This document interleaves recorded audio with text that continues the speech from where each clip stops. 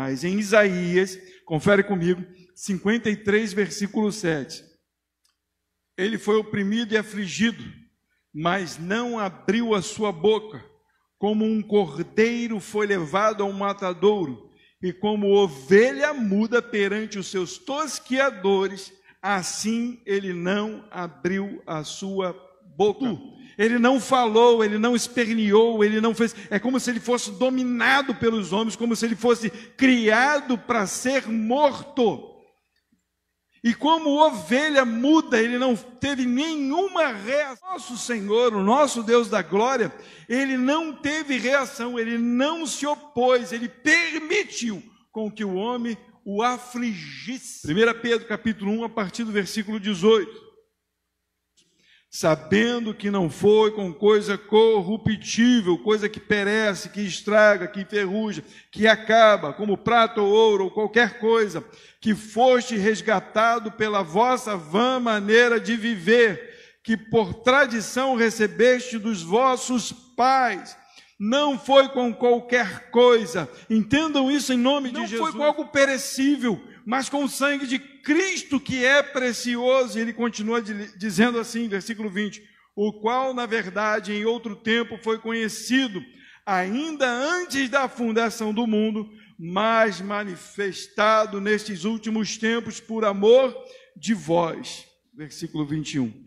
E por ele credes em Deus, que o ressuscitou dentre os mortos, e lhe deu glória, para que a vossa fé e esperança estivesse em Deus. Então, quando Jesus Cristo vem a este mundo, como oferta de Deus para as nossas vidas, ele derrama o seu sangue, que é mais precioso do que qualquer coisa neste mundo, muito mais precioso do que ouro ou prata. Ele derrama o seu sangue por nós, e esse sacrifício é aceito por Deus. Quando o Senhor começa a criação e faz todas as coisas, e o haja de Deus permeia a terra com as suas leis, e tudo está pronto, Deus diz, e olha e diz, eis que é muito bom. Deus aceitou a obra que ele fez. Tudo que você vê de criação de Deus, Deus olhou e disse, e é muito bom. Agora vem Jesus Cristo por causa do meu e do seu pecado, e está lá morto, e ressuscita. Por que ressuscitou? Porque foi aceito por Deus, e Deus olha e diz, muito bom, está aceito, eu me agradei deste sacrifício, muito mais precioso do que ouro, do que prata, esse sacrifício, porque diz a palavra que Deus olhou do céu e disse, este é o meu filho amado em quem eu tenho prazer. Apocalipse capítulo 5, versículo 1 em diante, diz assim, e vi na destra do que está assentado sobre o trono um livro escrito por dentro e por fora, selado com 7 selos. O Senhor da glória está sentado sobre o trono, está nas suas mãos todo mistério. Um livro escrito por dentro e por fora, mas selado. Esse livro está fechado com 7 selos. Quer dizer que quem pode abrir é alguém muito importante. É alguém extremamente importante e que não se encontra em qualquer lugar. Versículo 2. E vi um anjo forte, bradando com grande voz, quem é digno de abrir o livro e desatar os selos? E ninguém nos céus, no céu, nem na terra, nem embaixo da terra podia abrir, nem olhar para ele. Quem era digno? Alguém muito importante poderia abrir, ninguém mais. E ele olha e não vê ninguém, nem nos céus, nem na terra. E João diz, e a Bíblia diz que, assim no versículo 4, e eu chorava muito, porque ninguém for achado digno de abrir o livro, nem de ler, nem de olhar para ele. E disse-me um dos anciãos, não chores, eis aqui o leão da tribo de Judá, a raiz de Davi, que venceu, que para abrir o livro e desatar os seus 7 selos. Nós olhamos para a planta, né? Nossa, que flor bonita, que fruto bonito, nossa, que coisa linda, mas quem sustenta é a raiz.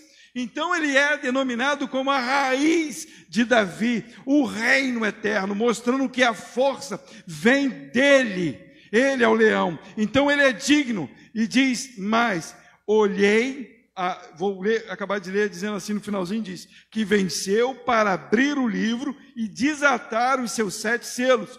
E olhei, e eis que estava no meio do trono e dos 4 animais viventes, entre os anciãos, um cordeiro, como havendo sido morto, e tinha 7 chifres e 7 olhos, que são os 7 Espíritos de Deus enviados sobre toda a terra. Ele que é a raiz de Davi, ele que tem toda a autoridade sobre o seu povo, ele que é o leão da tribo de Judá.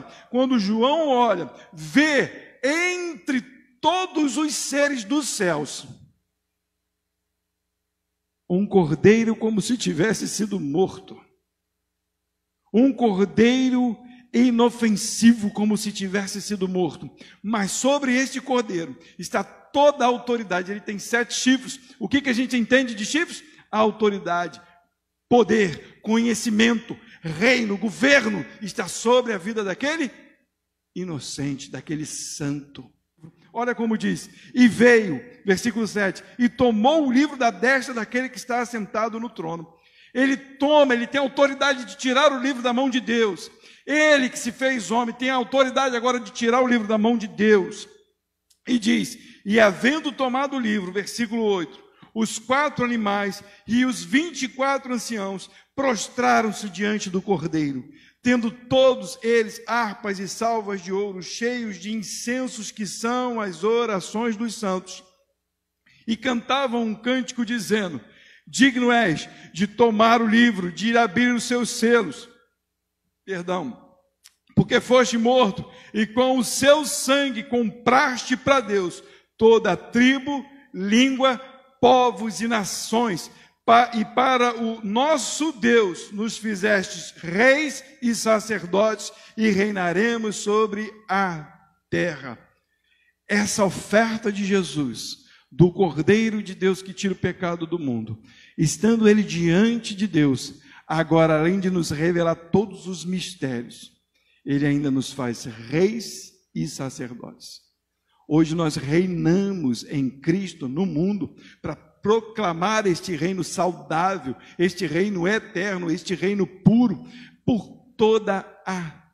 O nosso Cristo se fez homem, se fez presa, deixou ser preso, deixou ser humilhado na terra, mas ele era o Todo-Poderoso, deixou a sua glória, veio a este mundo, tomou os nossos pecados sobre ele, tomou o pecado do mundo sobre ele, tudo mal estava agora sobre ele, ele se fez maldição por nós, morre, e quando ele ressuscita, agora ele nos dá o direito.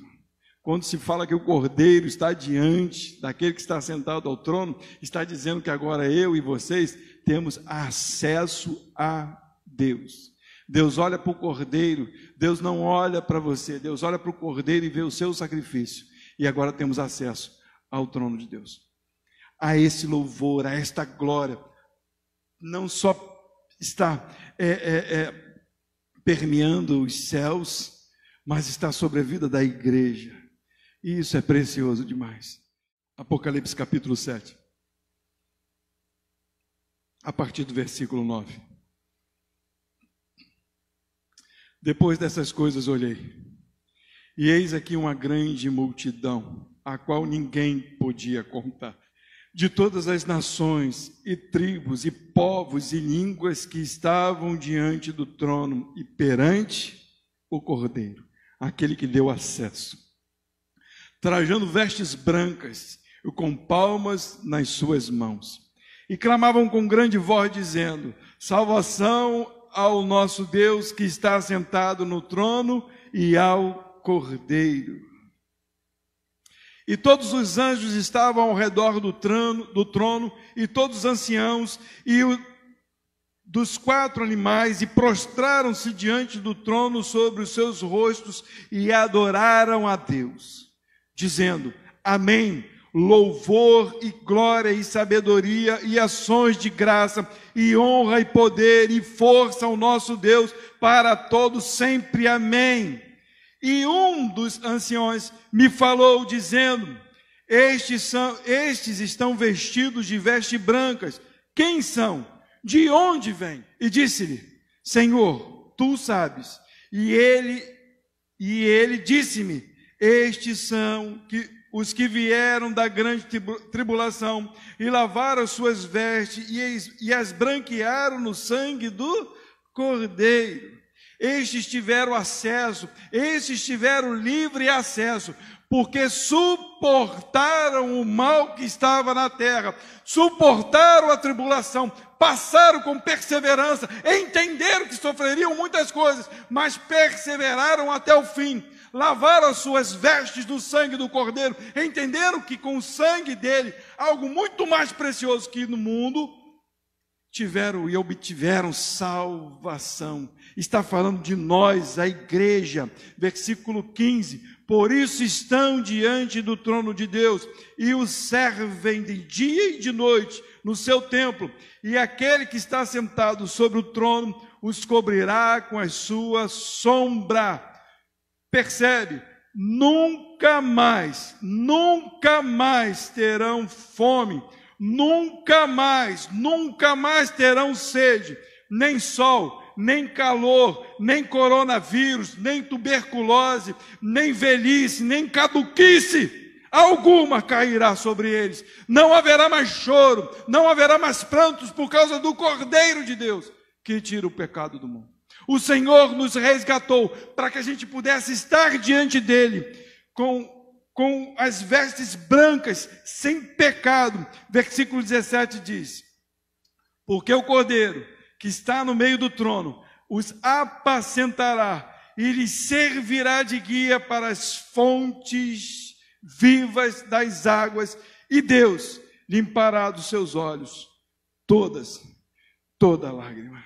Saber que depois de toda angústia, de toda tribulação, de toda falta de humanismo, de amor, de paz nesta terra, pela nossa perseverança, daqueles que aceitaram, daqueles que entenderam a salvação, daqueles que receberam o sacrifício, a oferta de Deus, que louvaram pela oferta, que agradeceram, disseram: Senhor, muito obrigado, eu não podia, o meu pecado deveria me levar à morte, mas o Senhor me resgatou por causa do sangue daquele que morreu por mim.